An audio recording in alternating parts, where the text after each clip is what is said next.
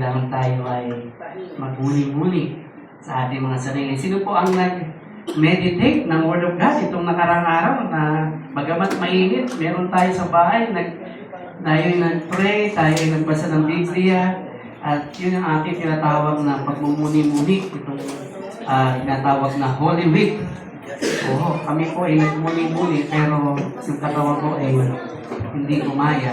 Nagmuni-muni kami sa bundok. Pero salamat sa Diyos, kami nakabalik kahapon at meron kaming pagsasama ng mga pastors dito po sa Bulacan, sa Caloocan, para kasama na rin doon yung aming parang retreat. Pero more on parang banding, no? Kaya medyo masakit pa ang katawan. Mahirap pala umakyat sa 330 steps ng Mount Rehino. Ayan, no? Kami kahapon. Nakita namin sa tuktok, talaga makikita niyo yung lugar ng Bulacan, no? Pag nasa tuktok ka pala, parang na-enjoy mo talaga yung nature ni Lord, no? Yung kanyang nature, yung pagkakagawa ng kanyang mga nilikha. Yun. Pero pagka sinama nila ulit ako, baka hindi na ako pumunta. Masakit sa katawan. Good morning, kumusta po ang bawat sa atin? At masaya tayo ngayong araw? Amen ba? Masaya tayo? Hindi dahil ang Panginoon ay buhay, kundi tayo ay sama-sama ngayong umaga. Tinagpala itong araw nito, sabi nga ng kanta, ang Panginoon di nagkulang kailanman. Siya ay lagi natin kasama. Yan. Sige po, tayo ay magbabasa ng kanyang salita, ating pag-aaralan ngayong umaga. Andiyan po ba si Ma'am Marinel? Baka may klase si Ma'am. Hindi ko ma-champion si Ma'am Marinel. Hindi po tayo tumayag lahat. Kasi isa na natin ating pa. Mahaba-haba itong mga verses na ito. Sa mga Korinto, napunin po tayo. Sa pag-aaral sa mga Korinto, 15:12 to 34. Ayan, basahin po natin. Sige. Mga lalaki muna, tapos babae. Ngayon, pinapangaral natin si Kristo yung muling nabuhay. Bakit sinasabi na nila sa inyo na hindi bubuhay muli ang mga patay? Kung totoo yan, ikaw na hindi muling binuhay si Kristo. At kung si Kristo hindi muling binuhay, walang kabuluhan ang aming pangangaral. Walang katuturan ang inyong pananampalataya.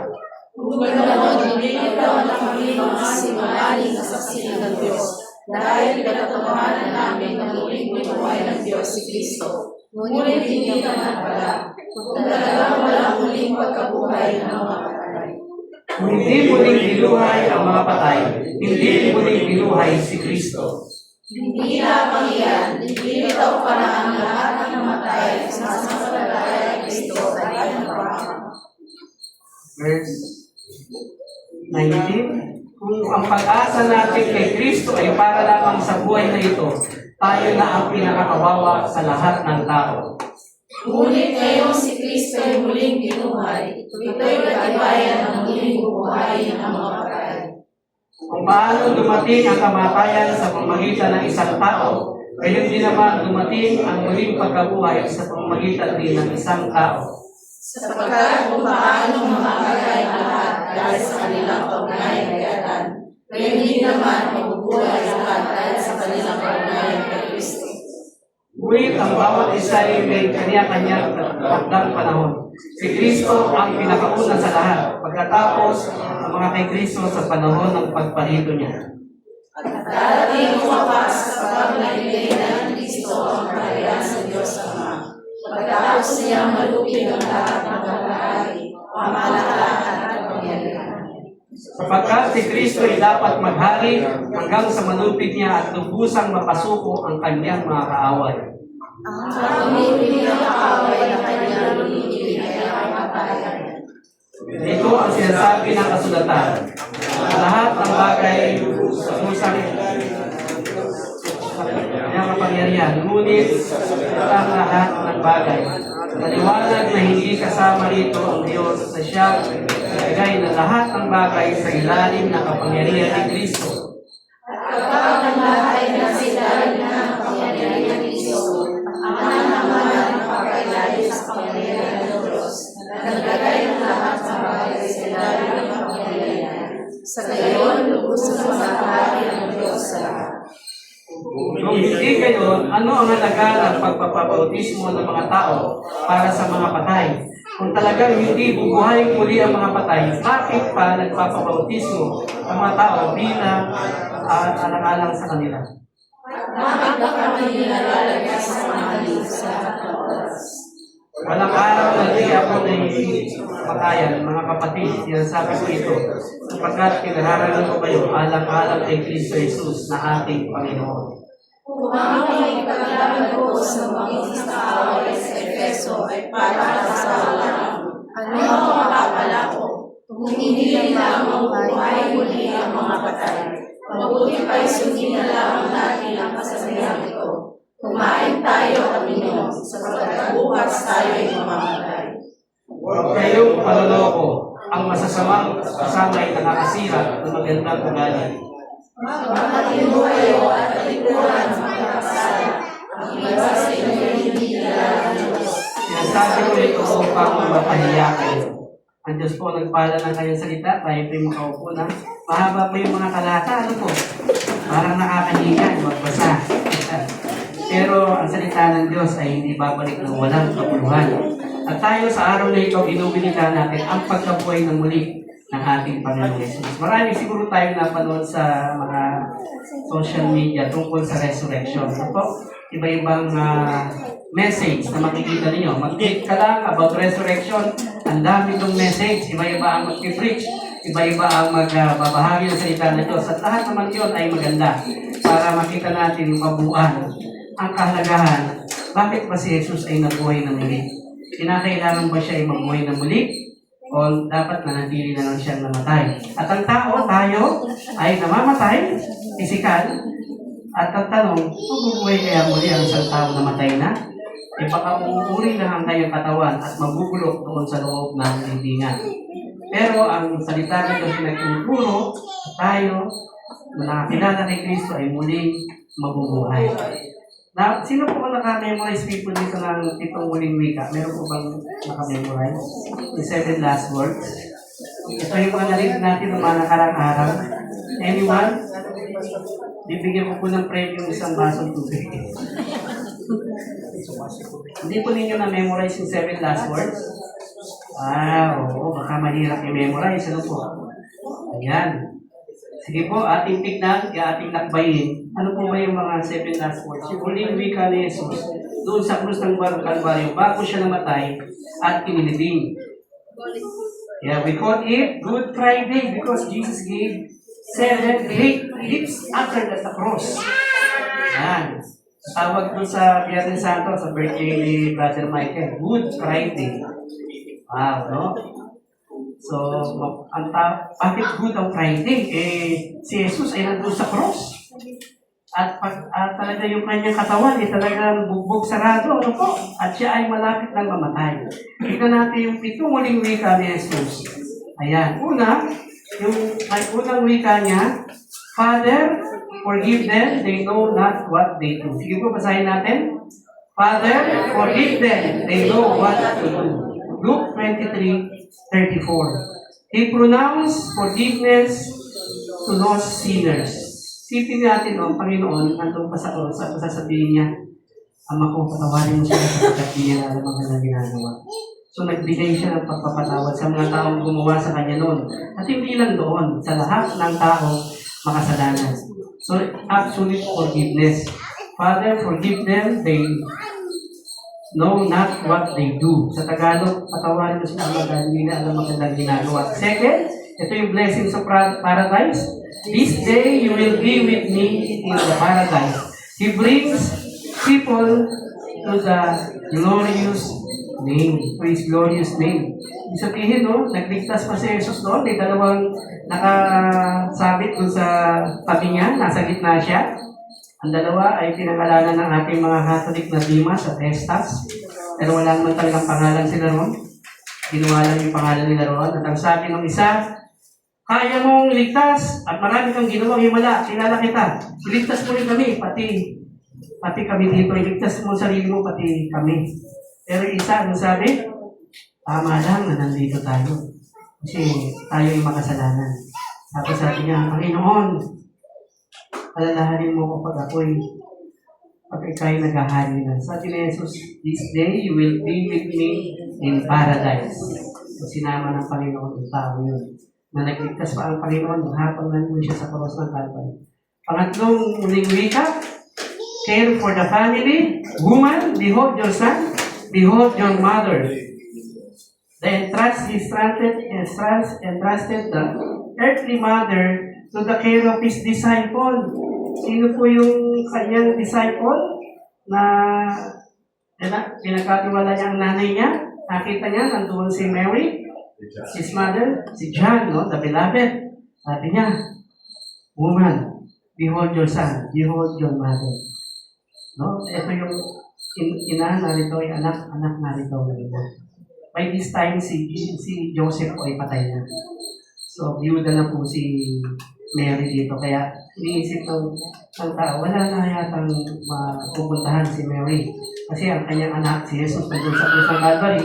Pero binigyan niya ng care yung pamilya niya. Lalo na yung nanay niya. Sinabi niya ang ganitong ikatlong wika. Pinagpapabilin niya kay Juan, ang kanyang nanay, at hindi niya pinabayaan ang kanyang nanay niya ito. Kundi binigyan niya ng care para sa pamilya. Pang-apat, divine intervention. My God, why have you forsaken me? He took upon himself God's judgment for our sins. Diyos ko, bakit mo ako pinabayaan? No? At itong pananalita ito, maraming mga nagdebate kung talagang siya ay Diyos. Bakit kang tinawag na Diyos? Ang kanyang ama sa langit. Ano yung mga ganong cases? Pero ito po ay pagpapatunay na yung judgment ng Diyos sa kasalanan ay gano'n na lamang. No? Uhusgahan niya ang kasalanan ng lahat ng tao. At pang-apat na panalita niya, doon niya naranasan na, my God, why have you forsaken me? Parang naramdaman ng Panginoon, parang iniwan mo ko dito, Ama, sa ating katatayuan, hindi masunurin akong anak sa iyo nung ako'y nasa lupa. Bakit mo ako pinabayaan? No? At nakita natin doon na yung kasalanan ng mga tao sa katawan ni Jesus nandun sa krus ng Kalbaryo, hindi kayang tignan ng Ama. Kaya mismo ang God the Father ay tumalikod sa Kanya. Hindi niya kaya umarap sa kasalanan ng mga tao. Dahil ang Diyos natin ay banal. So ito po yung pang-apat. And then pang-lima, expressive love. I thirst. Nauuwa ako. He thirsts for the people's response to His sacrifice. Nakuha ang Panginoon sa ating paglilingkod marahil sa Kanya, ang ating pagmamahal sa Kanya, kaya nabanggit niya yung expression ng love, I thirst. Imbis na siya ay bigyan ng tubig, siya ay binigyan ng suka. No? In-express niya ang pag-ibig nito, sa kabila na siya ay uhaw, physically, no? Dahil sa tindi ng kanyang sakripisyo, no? Siya po ay binugbog, siya ay nilatay sa likod, siya ay nilagyan ng koronang tinik, at pinadala ang malaking krus na yon papunta sa Golgotha, doon sa daan tinatawag na Via Dolorosa, yung kanyang paghihirap.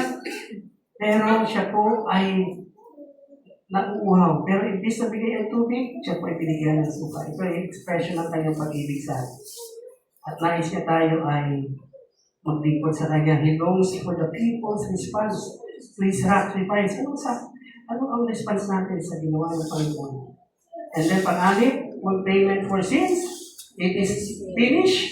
He paid for all the sins of humanity.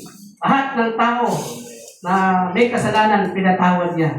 And itong kanyang tinatawag na full payment, sa Greek word, itong it is finished ay tetelestai. Ibig sabihin, bayad na.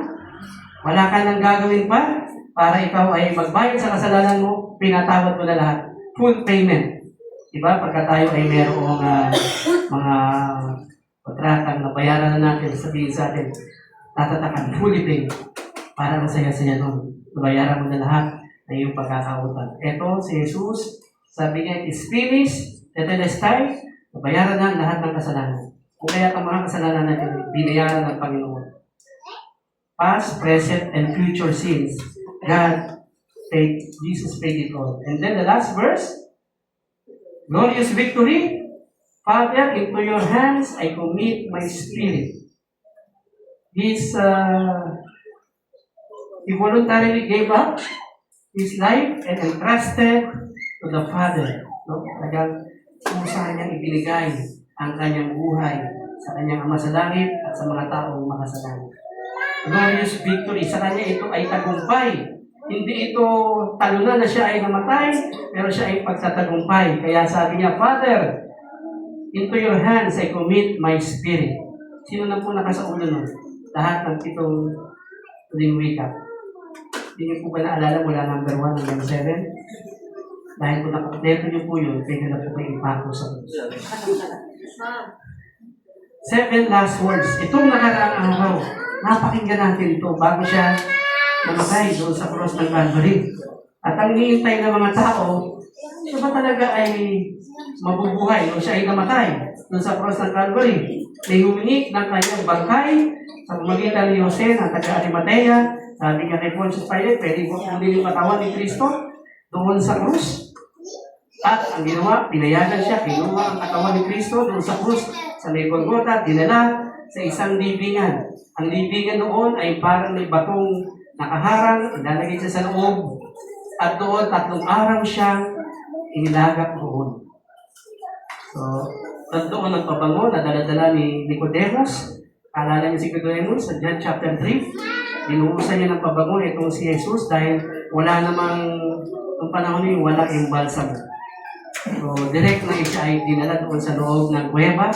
At dahil may bansa na baka siya ay mabuhay na muli, natakot itong mga nasa Roman Empire.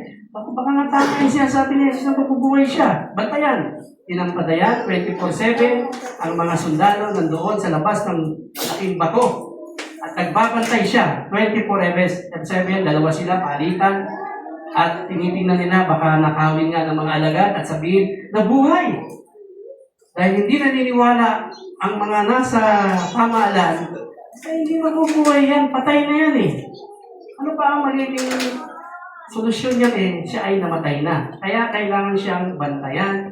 At yung bato na nandoon, nung papunta na ang mga kababaihan, kasama ang 2 Maria at si Salome, pagpunta nila doon, ay excited sila, dadadala yung mga pabango dahil 3 days na, mabaho na si Jesus.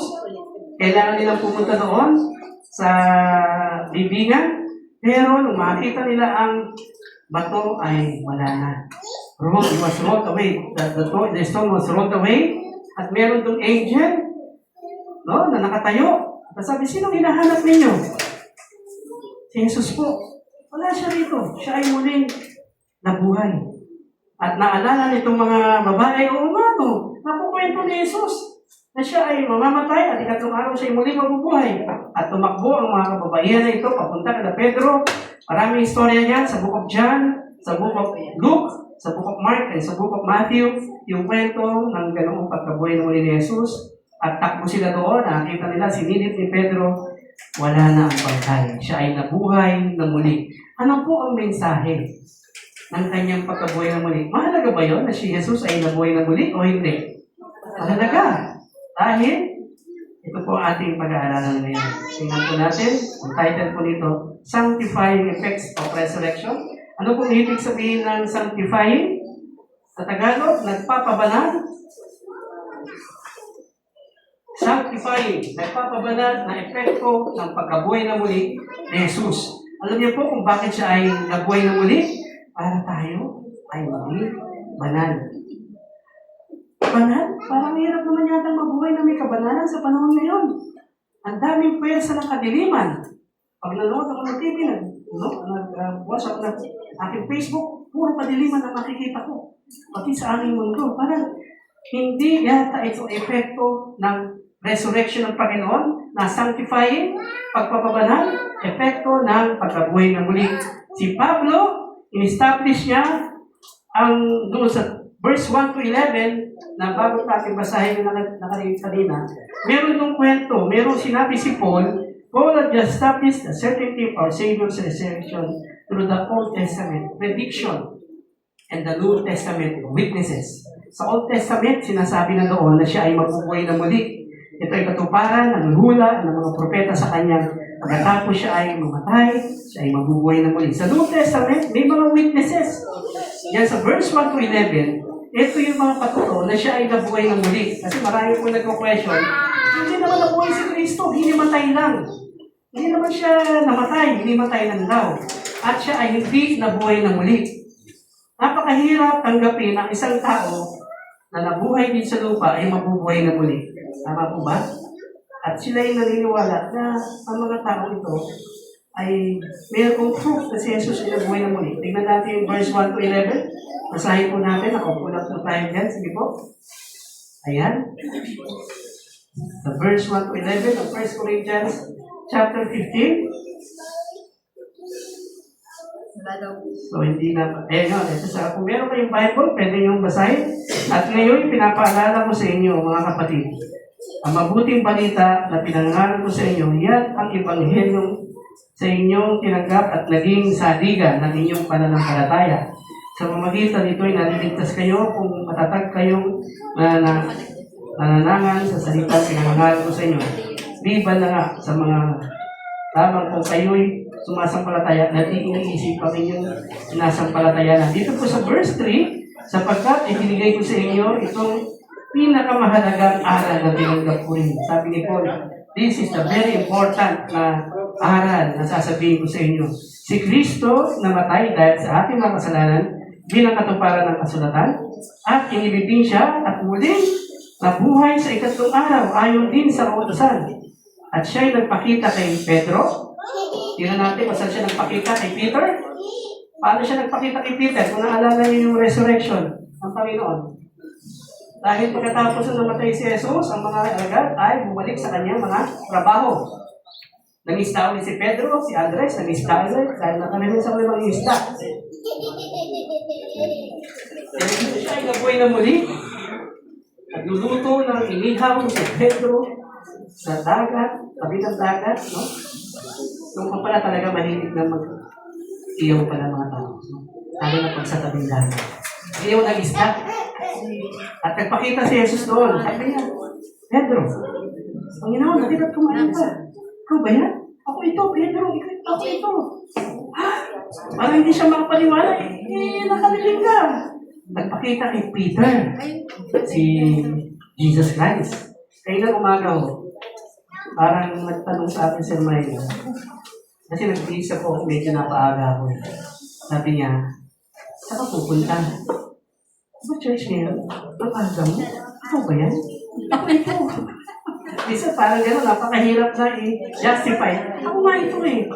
Nagbago na eh. So si Peter, stop yun, lapit ka. Diba ganun din ang ginawa niya kay Tomas? So siya ay pumasok sa kanilang lugar ng kanilang pinaka-upper room. And then, nandun ang mga alagad, nagkukwentuhan, uy, nabuhay si Jesus Tapos, absent si Tomas. Sabi niya, hindi ako naniniwala. Hindi ako naniniwala siya. Hanggat di ko nakikita yung aking kamay, papasok ko sa kanyang tagiliran. At yung mga tusok sa kanyang kamay. So, dumating si Pedro, hindi na siya si Tomas, hindi na siya absent. At sabi ni Jesus sa kanya, Tomas, halika, pasok mo yung kamay sa aking tagiliran at tingnan mo andito ang aking butas na aking kamay. Si Tomas ay nagula. Nabuhay nga. At ang salitang binanggit ni Tomas ay talagang tumatak sa isipan ng mga Kristyano at sinabi yung salitang, my Lord and my God. Diyos ko at Panginoon ko. Doon na-testify ni Tomas at siya ay nabuhay na muli si Jesus. Kailangan ipakita ng Panginoon Jesus na siya ay nabuhay na muli. Sa siya nagpakita sa kanyang mga alagad. Bilang pagpapatunay na siya ay kanyang pangako na siya ay mabubuhay na muli. Laging sinasabi niya sa mga alagad yun. Pero yung ibang mga alagad hindi naniniwala. At maraming tao ngayon ang hindi naniniwala si Jesus ay nabuhay na muli. Naniniwala ba kayo ron? May mga tao hindi siya nabuhay na muli. Hindi nabuhay yan. Pero si Gautama Buddha, na nagtayo ng Buddhism, ay hindi nabuhay na muli. Si Karl Marx, o yung mga nasa communist, si Lenin, nagtayo ng communism, di siya nabuhay. Nanatili silang patay, at iba-iba pang nagtatak ng mga reliyon, never silang nabuhay ng muli. Sino lamang? Si Jesus Christ. At tayo naniniwala bilang Kristyano na si Jesus ay nabuhay ng muli. Hindi katulad ng ibang nagtatag ng iba-ibang mga reliyon. Tayo naniniwala na si Jesus ay nabuhay ng muli at siya ay buhay hanggang ngayon. Pedro, sabi pa dito, nagpakita siya kay Pedro, saka sa 12 yung mga alagad. Pagkatapos nagpakita siya sa mahigit 500 kapatid na nakakatipon. Marami sa kanila buhay pa hanggang ngayon, bagamat patay na ilan. So nagpakita siya sa 500 kapatid. Sa batas, kapag may witnesses ka na marami, tinuturing na ito ay totoo. Tama? Sa ating batas. Kailangan may witness ka. Yun ang magbibigay ng talagang tama ang iyong patotoo. At ang judge ay magsasabing tama yan kasi may witness. Dito, 500 na brethren, na mga kapatid sa Panginoon, mga sumusunod kay Jesus, nagpakita siya sa 500 na tao. At doon ay patunay na si Jesus ay patunay na muli. At hindi lang yun, nagpakita rin siya kay Santiago, saka sa mga apostol na sama-sama noon. So, sino si Santiago? Nagpakita siya rin kay Santiago, the brother of Jesus Christ, na sumulat ng book of James. Nagpakita rin siya doon para ipakita sa kapatid niya, utol, nabuhay ka muli. At sa ibang mga apostol. At isa na rito, itong sumulat ng Korinto, si Jesus ay nagpakita rin kay Paul, kay Pablo. Saan siya nagpakita? Sa daang Damasco. Habang inuusig ni Pablo ang mga Kristiyano, pinapapatay niya, pinabibilanggo. Isang araw, sa daan ng Damasco, nagsalita ang Panginoon sa langit, Pablo, Pablo. Saulo pa nga ang pangalan niya nung bago naging Pablo. Bakit mo ko pinag-uusig? Panginoon, ito mo yan? Oo. Ako si Jesus. No? Sa Acts chapter 9, ay yung tinatawag na encounter ni Pablo kay Jesus. Kinausap siya. At pagkatapos noon siya ay nabulag.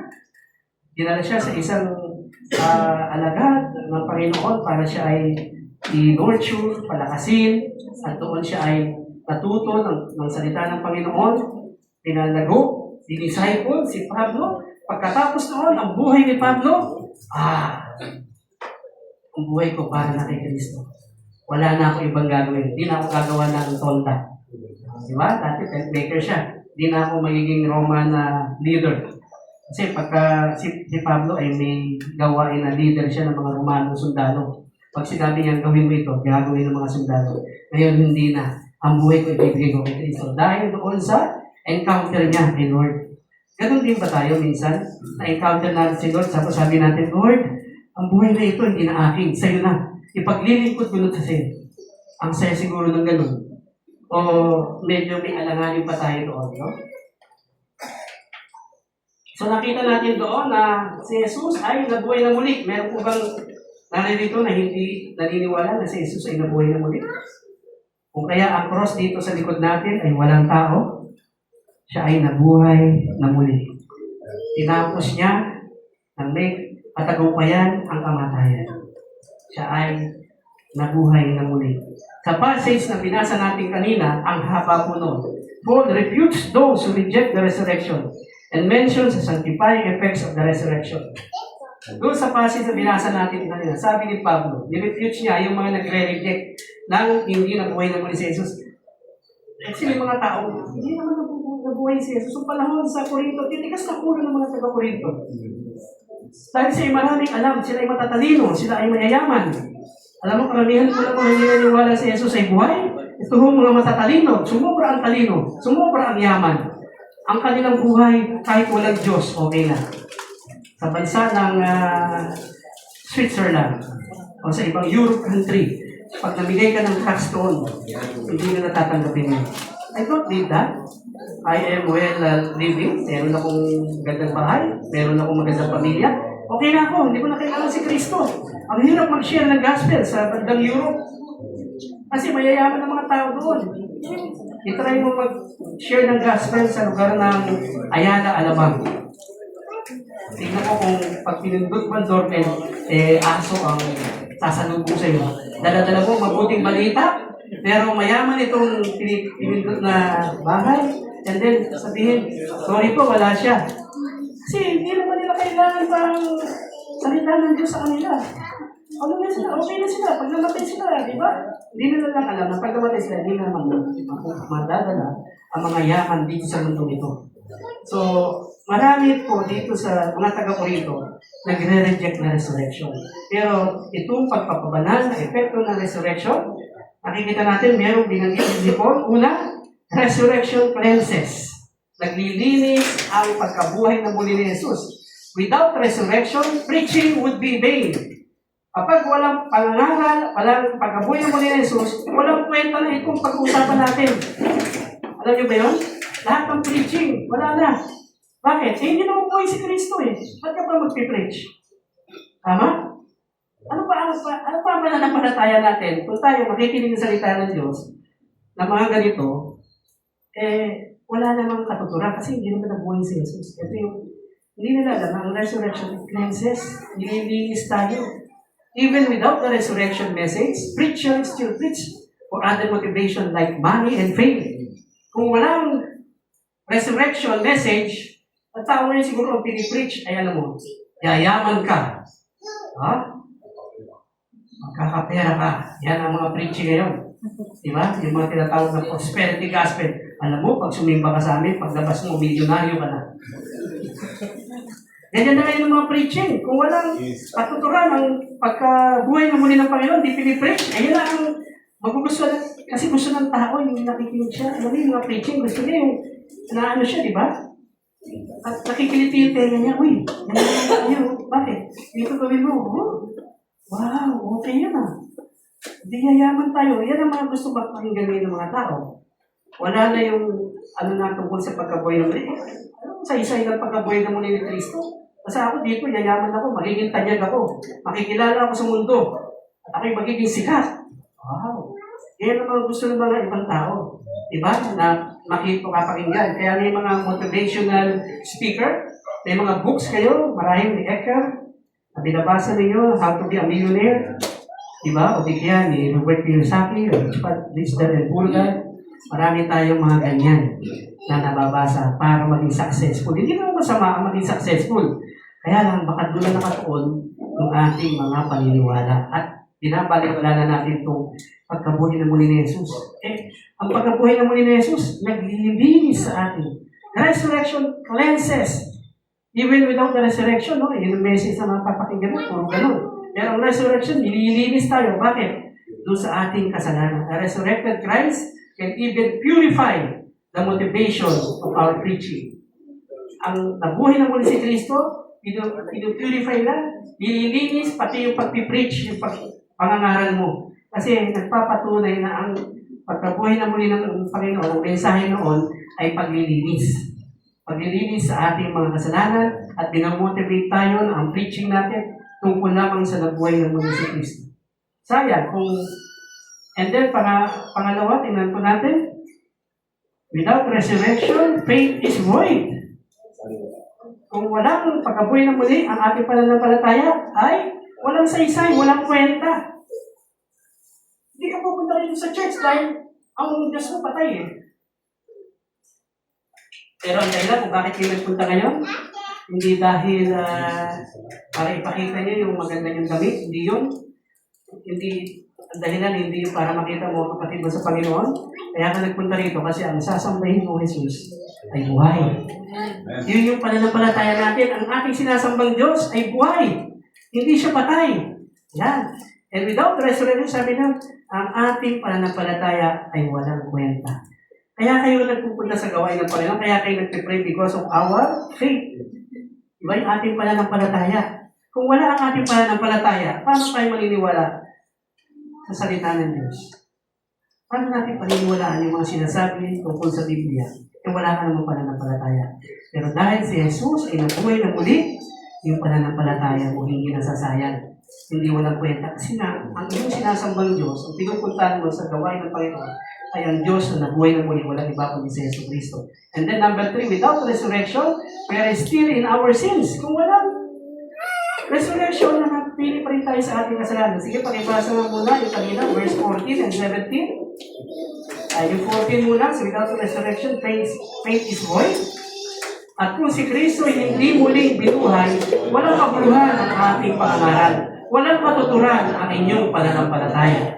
Ibig sabihin, wala nang kwenta ang lahat.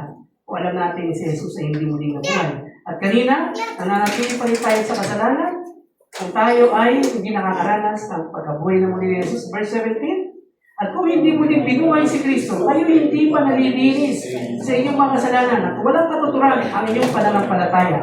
Nalinis na ba ang ating mga kasalanan? Sino rito ang parang balikan pa rin ang kanyang mga alala? Kasalanan ako. Hindi pa ako napapatawad ni Jesus. Kasi matindi yung kasalanan ginawa ko. Diba?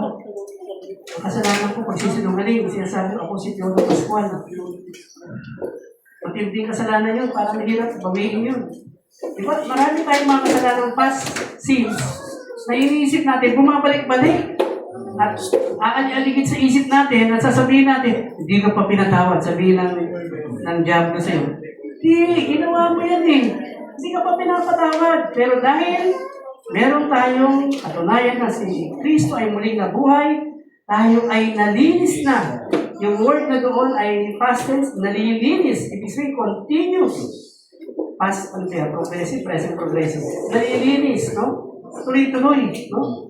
Sa inyong mga kasalanan. Ibig sabihin, gagawin mo pala yung kasalanan, nililinis na ng Panginoon. Grabe, no? May narinig akong ganyan sa aming pangaral. Ang iyong nakaraan at ang iyong present, pati ang future mo na gagawin kasalanan, pinapatawad ng Panginoon. Gagawa ka pala kasalanan, yung word of forgiveness, binibigay na ng Panginoon sa atin. Grabe, patuloy ang paglilinis. Isipin natin yung ganong privilege na meron lamang ang Kristiyano, na wala ang iba. Diba? Tayo ay mapayapang natutulog, mapayapa sa ating pagkilos kasi alam natin ang kasalanan natin nagawa ay pinatawad na. Pero hindi dapat maging tawag dito yung passes. Ay, tawarin mo ako ng Panginoon ng kasalanan. Gagawa ulit ako. Hindi po maging passes. Ibig sabihin, ganun lang ang pag-ibig ng Panginoon. Pag passes na ginagawa mo na, ang Diyos natin, hindi lang mapagpatawad. Siya ay hukom. Siya ay judge. Pwede niyang pausahan ating mga kasalanan. Okay? So, yan po yung mga basihan ni Pablo. The Bible documents the fact that there were other people who resurrected from death but died again. Ang Biblia may dokumento na may mga namatay, nag-resurrect, pero namatay ulit. But when Jesus rose from the dead, He ascended to heaven after 40 days. Christ's resurrection was first fruit of all dead. May mga namatay sa Bible na nabuhay na muli, pero namatay din sila. Alala ko siguro si Lazaro. Si Lazaro, sabi niya, Lazaro, bumawi ka. Di ba patay na siya, pero siya ay nabuhay. Nakaranas din si Lazaro ng kamatayan. No? Hindi siya nanatiling buhay. Nakaranas din si Lazaro. Sabihin, may mga tao sa Biblia na nabuhay ng muli, pero naranasan din nila ang physical na kamatayan. At dito, ang dokumento ng Bible na ating binabasa, when Jesus rose from the dead, He ascended to heaven. Siya nagpunta sa kanyang kaharian sa langit. And after 40 days, Christ's resurrection was first fruit of all dead. Itong 40 days, parang binabanggit natin kapag may mga namatay na 40 days na, hindi ka, Pastor, bakit? 40 days na ano po eh, pupunta ko doon. Magpe-pray. Sabi ko, ano ipag-pray ko? Si kapatid na ganito, nasa piling mo na. Pero we celebrate life na namatay. Sabi ko, we celebrate the life of your son or of your daughter. Ang gawin natin, pasalamat tayo sa Panginoon. Siya ay nasa piling ng Panginoon, inaaliw ng mga anghel. No? At wala pong magic doon sa 40 days. No? Isabihin, 4 araw, kasi ang turing nila yung 40 days, consume na siya ay talagang hindi na muli babalik sa lupa. Siya ay mananatili sa langit. Pero ang kanyang resurrection, talagang hindi na siya mamamatay pa. Kung hindi na siya babalik ulit sa lupa, babalik siya kapag katapusan ng mundo. Christ's resurrection was first fruit of all death. Bakit? Ano ba yung unang first fruit na namatay ang tao? Di ba sa lahi ni Adan? Pinamatay. So lahat ng tao ngayon mamamatay. So lahat tayo dito dadating doon sa rest in peace. R.I.P. Makikiramay tayo sa pamilya nila. Tyrex, ang mother niya ay namatay. No? Pero lahat tayo dadaho doon. Sabi nga nila, una-una lang, walang pinipili edad. Kahit na matanda ka, bata ka, pag dumating ang araw na ikaw ay mamamatay, yun na yung araw mo. At yun ang first fruit nito, maganda, ng mga namatay na nabuhay na muli ay si Jesus Christ. So siya yung ating first fruit na namatay, na nabuhay na muli. At tayo, dahil nakilala natin si Kristo, mabubuhay ulit tayo. Makakasama natin ang Panginoon sa kanyang kaharian. Yun ang pangako ng Panginoon sa atin. Di ba napakasaya noon? Akala ko kamatayan, wala na, tapos na, the end na, babay na. Hindi pala. Meron pang kabilang buhay, kapiling ng ating Panginoon sa langit. May mga kapatid tayo na namatay na rito. Physically namatay. Asan sila ngayon? Nasa piling ng Panginoon. At pag tayo kinuha ni Lord, magkakasama-sama tayo doon. What a great reunion na ang pinakahari natin ay walang iba kundi si Yesu Cristo. At lahat ng mga namayapa na nakakilala kay Kristo ay doon sa kanyang kaharian pupunta. Katulad ng ginawa ng Panginoon, siya ay namatay, siya ay bumalik doon sa kanyang Ama sa langit. At ang mga mananampalataya, merong assurance na kapag ikay namatay, makakasama mo ang Panginoon sa kanyang kaharian. Hindi ka mananatili ka sa lupa, pero bibigyan ka ng panibagong katawang panlangit. Ating pinag-aralan is sa Book of Corinth. And resurrection, conquers. Kina-conquers niya. Ibig sabihin, talagang nako-cover niya ito. Because of resurrection, we have hope. Christ has conquered death, and so will we. Tayo ay makakasama sa kaharian na pagtagumpayan na ng Panginoon ang kamatayan. Tayo rin. Verse 20 to 28. Sige po, basahin natin. Verse 20 to 28. Ngunit ngayon si Kristo ay muling binuhay. Ito'y kagibayan ng muling bubuhayin ng mga patay. Kung paanong dumating ang kamatayan sa pamagitan ng isang tao, gayon din naman dumating ang muling pagkabuhay sa pamagitan din ng isang tao. Sapagkat kung paanong namamatay ang lahat dahil sa kanilang kaugnayan kay Adan, gayon din naman mabubuhay ang lahat dahil sa kanilang kaugnayan kay Kristo. Ngunit ang bawat isa ay kanya-kanyang takdang panahon. Si Kristo ang pinakauna sa lahat, pagkatapos ang mga kay Kristo sa panahon na pagpahito niya.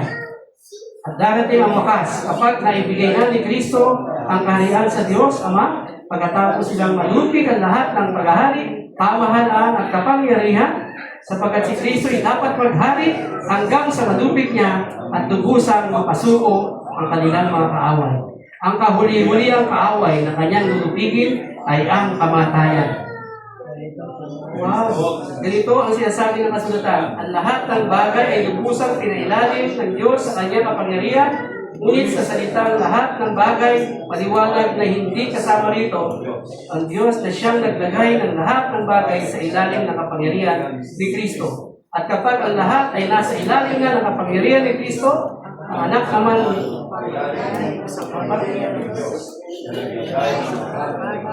ilalim ng kapangyarihan niya. Sa gayon, lubusang maghahari ang Diyos sa lahat.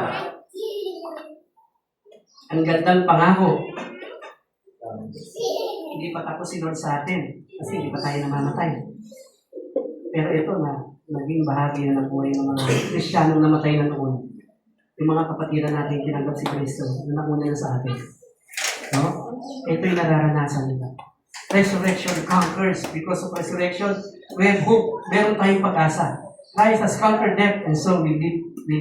Alam niyo po ba na yung salitang hope? Wala sa isip ng ibang mga tao yung pag-asa. Kaya sila yung kawawa, no? Ay, yung mga virtues na faith, love, yung hope, di ba? Yung sa fruit of the Holy Spirit. Yung mga tao hindi naniniwala sa hope o pag-asa. No? Hindi yan yung sigarilyo yung hope, no? Sinalala ko, parang naging sigarilyo yan. Hindi yun. Hindi sila nag-iisip ng pag-asa. May mga taong hindi naniniwala na may pag-asa ang buhay. Tama? Sila, pag namatay, wala na. Hindi sila naniniwala sa word na hope o pag-asa. Sabihin sila yung mga kaawa-awa na hindi sila talaga umaasa na may mangyayari. Tayo ba? Parang sa atin, no? Sa panahon ngayon, bababa pa kaya ang gas? May pag-asa pa kaya ang bayan natin Pilipinas? Yung mga taong gano'n, sabihin ng ibang tao, wala na pag-asa ang bayan natin. At kung natataas pa rin ang gas. At kung bumaba man yan, hindi naman bababa agad yan na napakabilis. Ikaw ba nawawala na rin ang pag-asa sa buhay?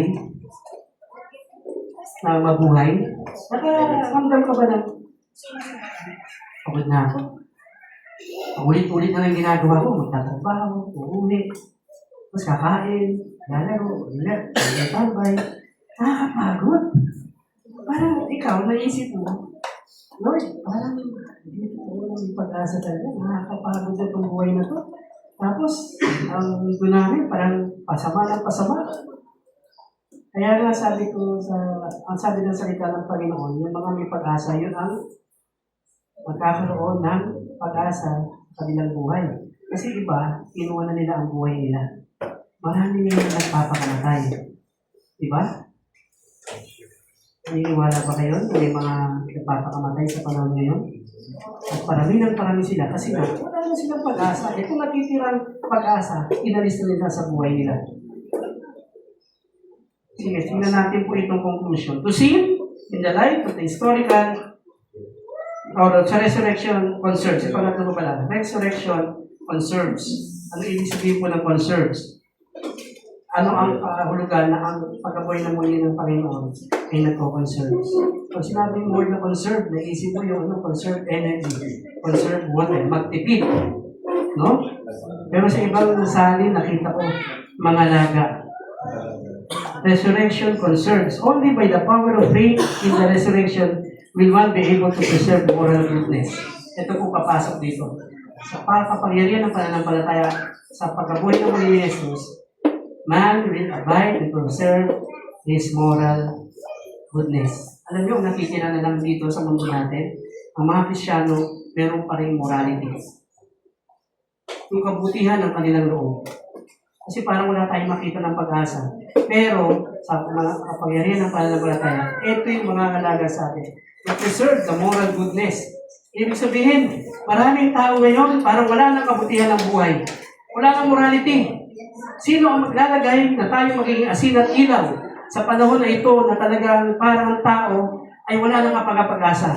Ang pagkabuhay ng muli ni Jesus, ang kaparaanan, kapangyarihan, na may pananampalataya, tayo ang magiging asin at ilaw pa rin ng sanlibutan nito. I-maintain, i-conserve pa rin natin yung moral goodness. Pag wala ng modo ang mundo ito, wala ng modo, ibig sabihin, wala nang pagpapahalaga sa paggalang, respeto ang mga tao ngayon. Nakikita niyo ba sa paligid? Wala na. Parang ubus na. Parang wala nang mga kultura ng Pilipino na mababait at masunurin, respektable, pero parang tila baga nawawala na ito sa mga Pilipino. At ang karamihan ng tao ngayon, masasama na lang ang ginagawa. Tayo ay mga born-again Christian. Tayo ang magiging asin at ilaw para ang mundo nito ay mabago. Yung moral goodness, kanino makukuha yun? Sa atin. At pamagitan ng pagkabuhay ng muli ay kinoconserve natin yun. So, ating pong pinapangalagaan ang ating pagiging Christian. Kasi wala na eh. Wala nang halos makita ngayong kabutihan sa mundo ito eh. Pasama ng pasama. Pag tinignan mo ang gobyerno natin, wala ka na makikita kabutihan. Lahat corrupt. Lahat di na maganda. Pangit na. Pangit na ang lahat na nangyayari sa mundo ito.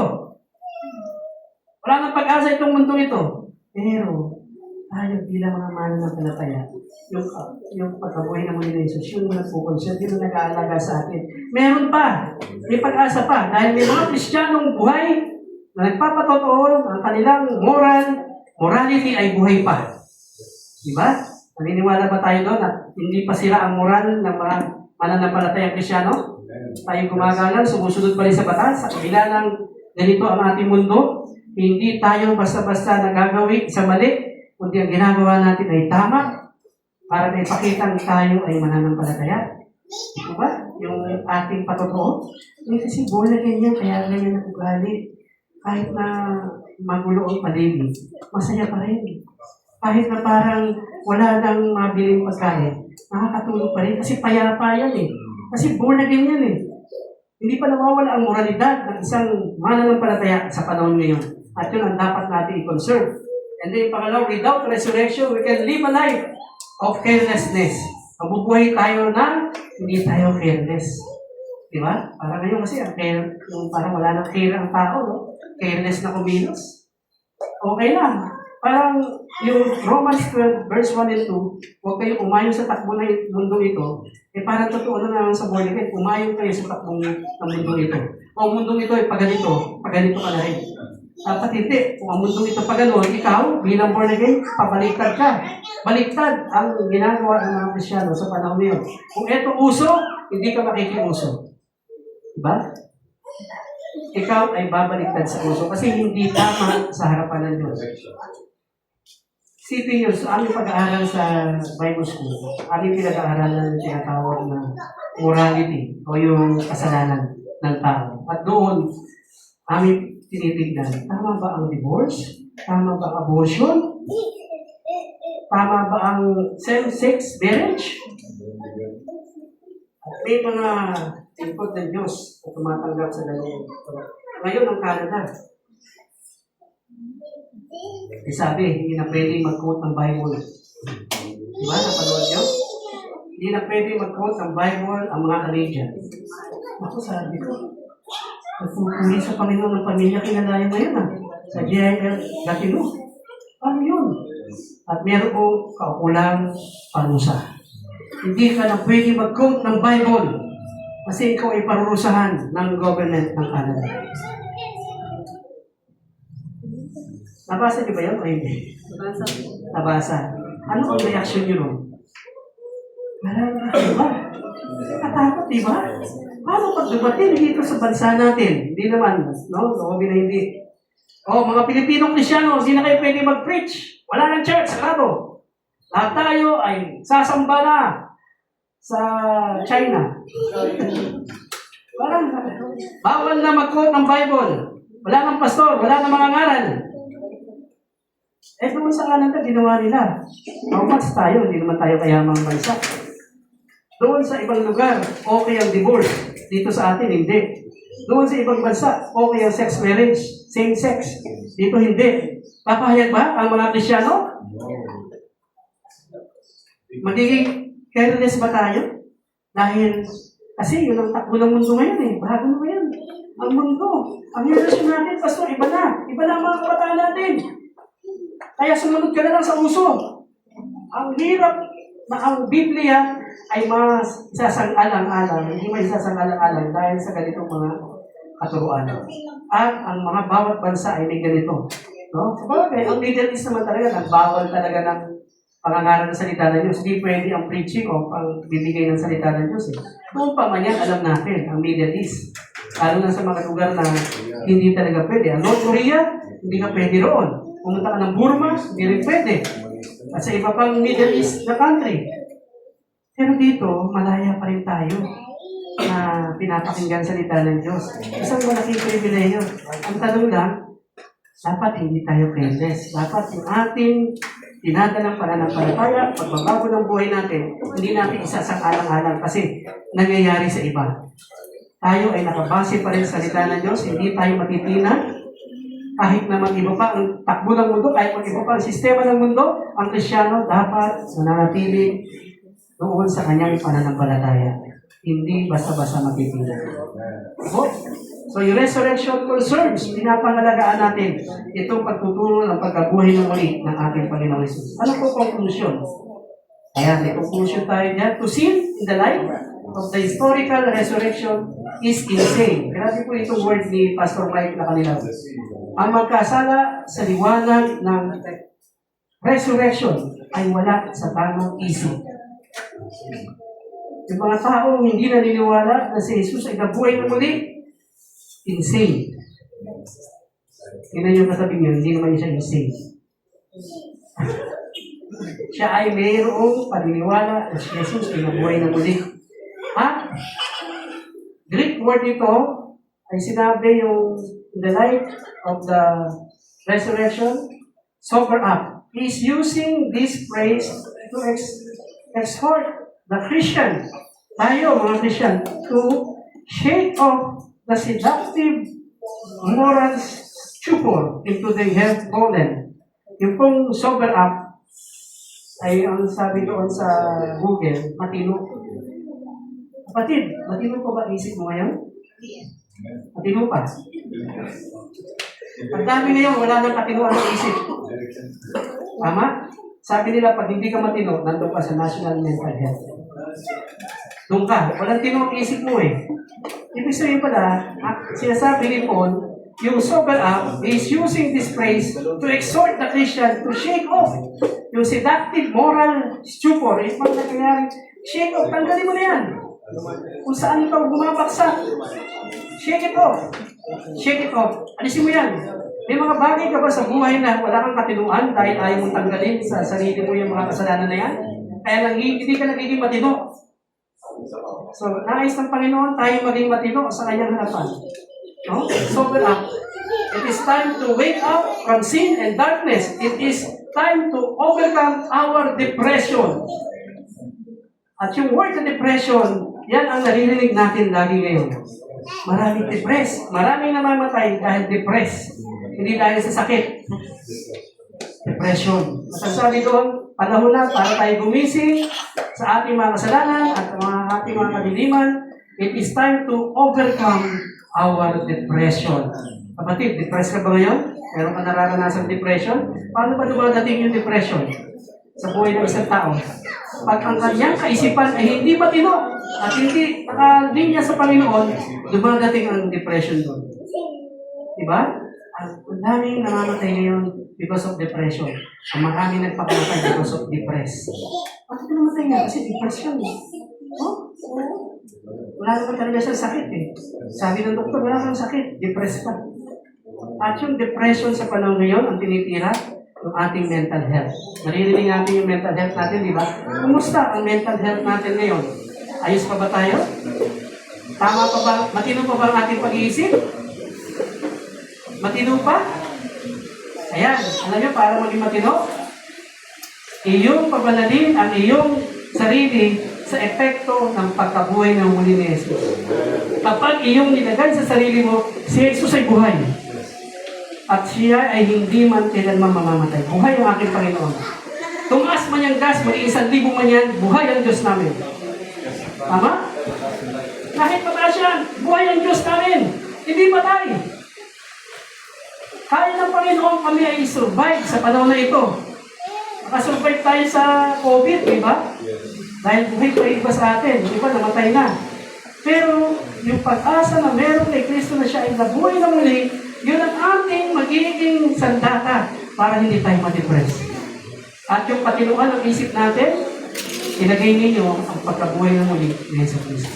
Siya ay nabuhay, hindi dahil lang, okay na, pwede na pumunta ang tao sa langit, aside doon, nagtagumpay na siya, yung sinasabing sanctification, pagiging banal, kabanalan ng epekto ng resurrection. From now on, I will start my life to live a holy life. Wow! Kapag ikaw'y lumubuhay na may kabanalan, hindi dadaan ang depression sa'yo. Kasi, ang tino ng isip mo, ang tino ng kilos mo, matino ang galaw mo. Diba, sa isang estudyante, pag nag-aaral, kapag hindi matino ang isip, bagsak. Kasi magulo. Walang kaayusan. Ilalagay mo ito, kapatid. Si Jesus ay nabuhay na muli. At ang layunin niya, ako'y paging mabanal. Banalin ako ng Diyos sa aking pamumuhay. We live a holy life. No? Tayo ba'y nabubuhay na may kabanalan? Mabigat na hapon ang pagkakaroon ng may kabanalang buhay. Pero si binanggit ni Jesus, be ye holy, for I, the Lord your God, is holy. Magpakabanal ka sa pagkatawag ng Diyos ay banal. Kaya ngayong resurrection, na meaning nito, hindi lamang siya ay nagtagumpay, hindi lamang siya ay bubuli niya tayo sa kanyang kaharian, ang ating pagiging, ang kabanalan natin maging epekto, makita sa atin na tayo ang nananatili pa rin natin, Lord, at tayo namumuhay ng may kabanalan. Tayo po'y manalangin, dakila namin Diyos, sa araw na ito ng pagbulita, ng pagkabuhay na muli ng aming Panginoong Jesucristo, ito naman ay akma sa aming pamumuhay bilang tagasunod mo. Makita mo ang iyong mga anak na lumalakad ng maayos sa iyong harapan, matino ang isipan, at dala-dala namin ang katiyakan, ang pagkabuhay na muli ni Jesus na magiging paraan para lalo kami maging mabuting alagad mo at tagasunod mo. Samahan niyo kami sa panahon na ito, O Diyos. Makita mo, Panginoon, na kami ay tapat, matuwid sa iyong harapan ng pamumuhay namin bilang mga mananampalataya. In Jesus' name we pray. Amen.